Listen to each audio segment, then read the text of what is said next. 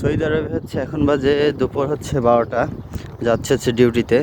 চারিদিকেই ফাঁকা। সৌদি আরব কিন্তু এরকম ফাঁকাই থাকে, কোনো মানে মানুষ দেখা যায় না। তো যারা হচ্ছে সৌদি আরব বের হয় এরকম গাড়ি বাড়ির সামনে থাকে, গাড়ি নিয়ে বের হয়ে চলে যায়। তো হচ্ছে এরকম আমাদের বাংলাদেশে যেরকম হচ্ছে আমরা সবসময় পথ চলতি লোক দেখি, এরকম খুবই কম দেখা যায়। যেমন হচ্ছে আমি ডিউটিতে যাচ্ছি, এই এই পাশ দিয়ে আসছি, রোড দিয়ে কেউই নেই, আমি একা একা যাচ্ছি। তো সৌদি আরব হচ্ছে আপনি যদি একা একা রাত্রেও যান তাহলে হচ্ছে আপনার তাও কোনো ভয় নাই, সমস্যা নাই।